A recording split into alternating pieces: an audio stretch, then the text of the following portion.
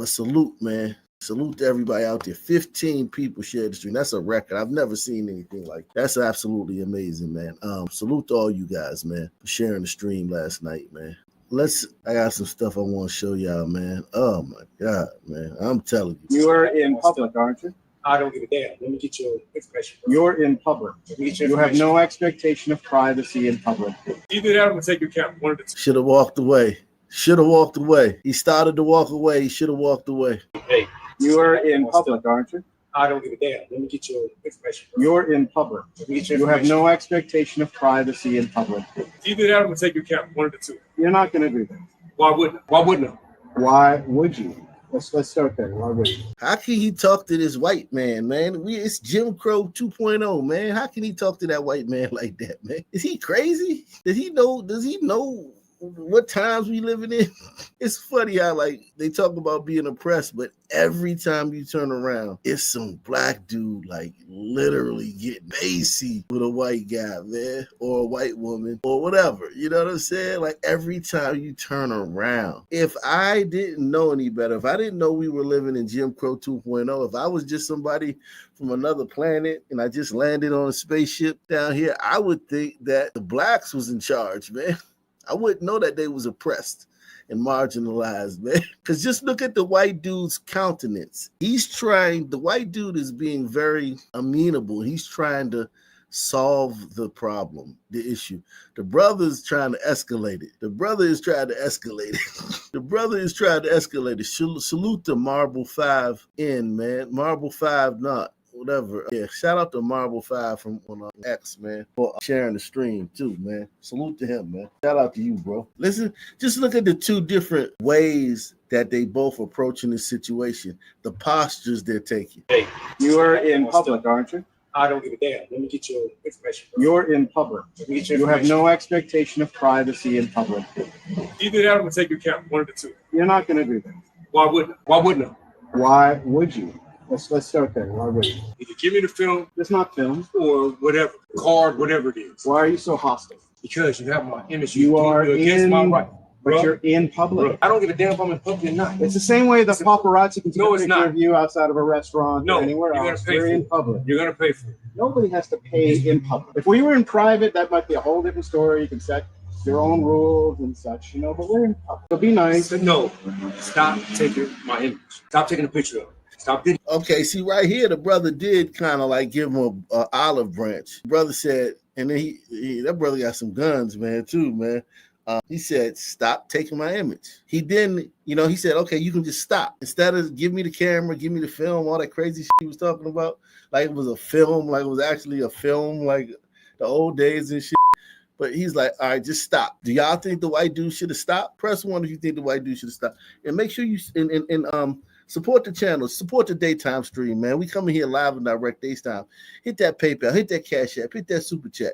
Support the daytime stream. You think the white dude should have stopped? Because the brother did kind of give him an out. The brother gave him an out, man. The brother was like, hey, man, all right, just stop. Just stop. He has to pay in public. If we were in private, that might be a whole different story. You can set your own rules and such, but we're in public. So be nice. No. Stop taking my image. Stop taking a picture of it. Stop videoing. Do you walk around bossing people? Videoing. Are you used to walking around and bossing? Stop motherfucking videoing. Okay. Now, you know what? Yeah. Now I'm ready. You ain't ready. You not ready, dog. You not ready, man. He said he stood in front of the camera.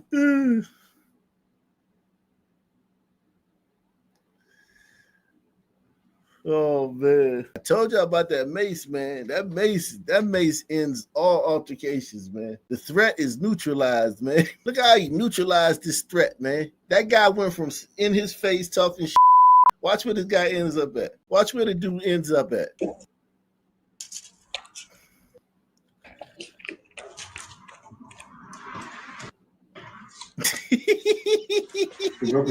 Yeah, he broke my lens. Yo, threat neutralized. Press 1.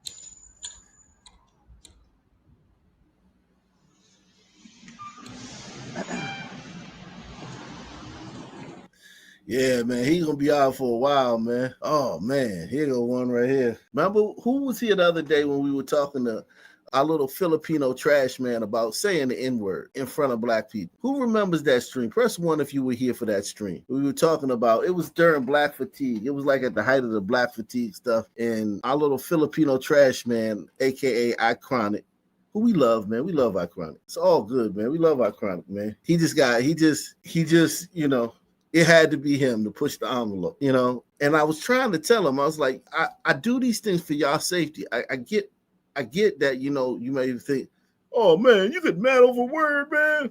Oh man, you're supposed to be based, man. How you get mad over a word, man? It's just a word. It's just a word. I'm telling y'all that so you don't get comfortable in real life and let it slip out. Okay. So these white guys, they had this sun turd over their house. I guess they're having like a sleepover or something, and they're hanging out, and they've invited a sun turd over there. And this guy right here is drunk. And sons don't care if you're drunk. Sons don't care if you're drunk.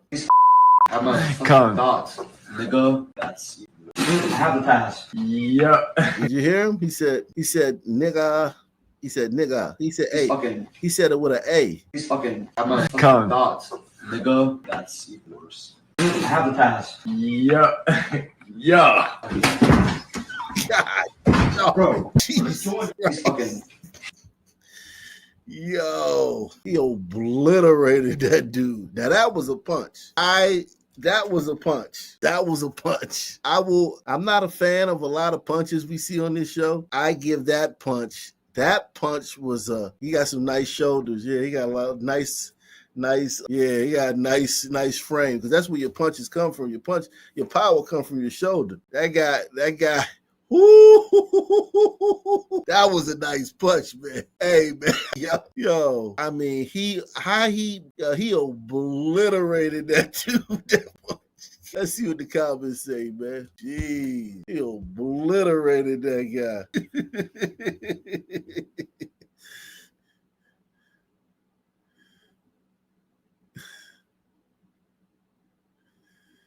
I mean, what was he supposed to do? I mean, when he probably was hoping the dude was just gonna cuss him out or punk him. He know he didn't want no smoke with that guy. He shouldn't have said that. He knew that he shouldn't have said that around that guy. He shouldn't have said that around that guy. Just for the same reason you don't say blue. For the same reason, if I'm a bully and I say, hey, little twerp, I don't want you to say the word blue around me. Don't say the word red around me. It's the same reason. He shouldn't have said that around that dude for the same reason, because that dude could kick his ass. It ain't even got nothing to do with race, the N-word. Just whatever word that dude tell you don't say, you don't say. Press 1 if you're that guy. This one says, the N-word doesn't turn anyone into a maniac. It provides an excuse for behavior they enjoy. There isn't a look of horror. There isn't panic. There is only the calculation of a predator. His first mistake was letting a black come into his home. Yeah, just because it's your house doesn't mean you get to say the N-word to me. Yeah, I mean, he sucked. Yo, he obliterated that dude. I'll give a son man credit for not hitting him anymore. He couldn't have took anymore. If that son man would have kept hitting him, that might have been a murder charge, man. That son man showed great restraint, man. God damn, that was a mean right hand. Woo! That was a mean right hand, Jack. That Joe destroyed that guy. Yeah, no, I don't think that it justifies violence, but I mean, what I'm saying is that you're gonna get violence for it. It's a difference between it justifying violence and you gonna get violence for it. You know what I'm saying? You're going to get violence for it. You know what I'm saying? It doesn't matter if it justifies it or not. The thing is that if you do that, you're going to be in a life or death confrontation. If you say the N-word to the wrong son, man, you have now put yourself in the center of a life or death situation. And whether it's right, whether it should be that way or it shouldn't, whether it's just a word or not, at that point, when you've inserted yourself into this life or death situation, you're in it now. You're in it. Man, he cleaned that dude's. Hey, look at this meme. And you calling the N-word can be justified for, it can justify it, even in court. Because it could be like, you racially attacked. I would just be careful with that, guys. I'll be careful with that. Okay? That dude will never say that again. I can tell you that much. He's been cleansed of his. Yo, I feel sorry for that kid too, because he may have heard that black kid could have called him the N-word 30 times in the last 10 minutes. Because black kids call everybody nigga. They call everybody nigga, right? Whether you're white, Hispanic, blue, purple, black kids gonna call you a nigga. Whether you old, young, nigga, they're gonna use nigga as a term of you, reference term. So that, like, and the white kid being drunk could have got spicy, but he learned. Whether it was his house or not, he learned quick. I mean, and emphatically, like, yo. And I bet the black kid stayed. I bet the black kid didn't leave. I bet the white dad came home and probably admonished his son. What do you think when the white dad came home, or the white mom came home, and they saw their son? Because that's going to leave a mark. Maybe the black kid left. Maybe he left after that. Maybe he just voluntarily left. Maybe he voluntarily left. So if nearly half of all blacks are not okay with white people, according to this poll, not according to me, according to this poll, that's a hate group. That's a hate group, and I don't want to have anything to do with them. And I would say, based on the current way things are going, the best advice I would give to white people is to get the hell away from black people. Just get the away. Wherever you have to go, just get away. Because there's no fixing this. This can't be fixed. Jeez.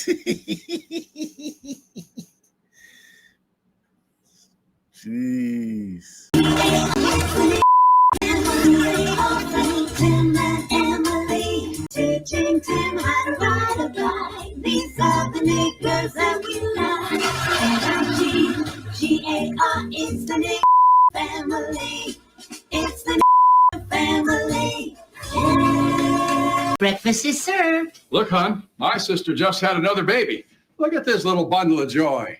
She's got those lips. I know. Oh, Jesus Christ. Oh, yeah, man. And then we get to turn around and talk about white fragility. That's crazy. Man, everybody hit the like button, man. Sponsor the show via PayPal, Cash App, or the Super Chat. Woo! God, holy moly.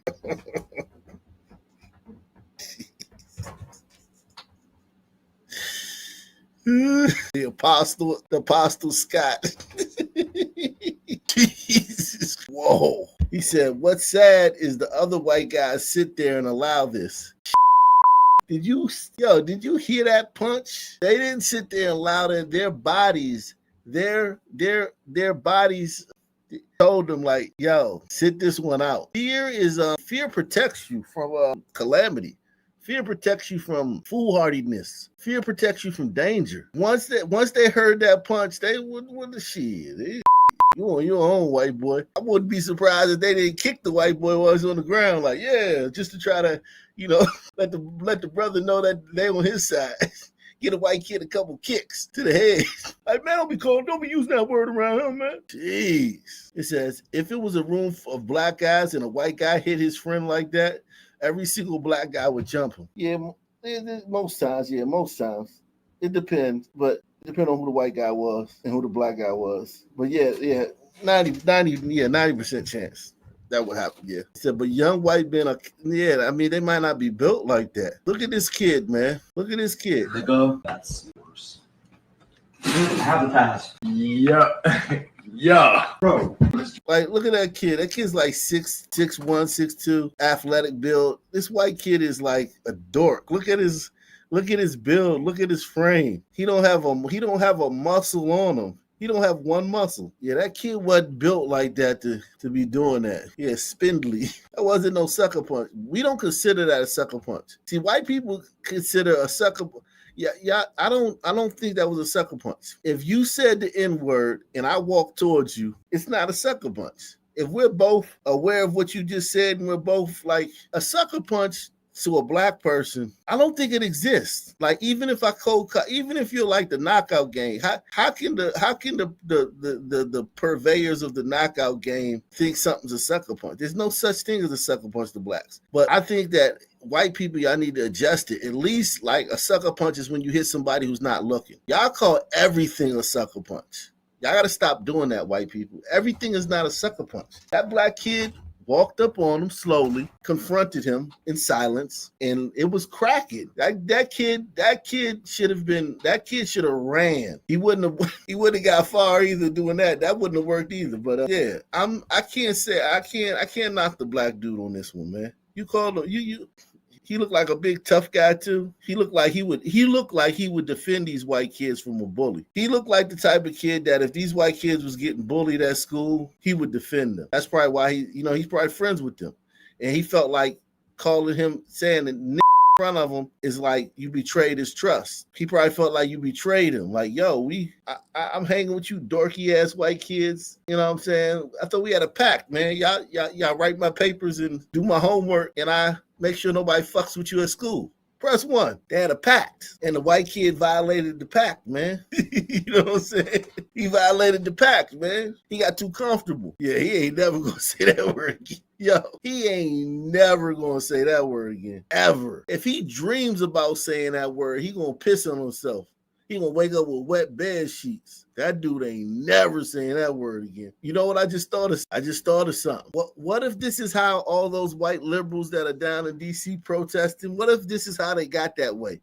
What if it was a punch from a son friend that they got too comfortable around, that like, yo, now they're like super son Avengers now, because they're like, I don't want nobody else to go through what I went through. Yeah, that punch would turn him into a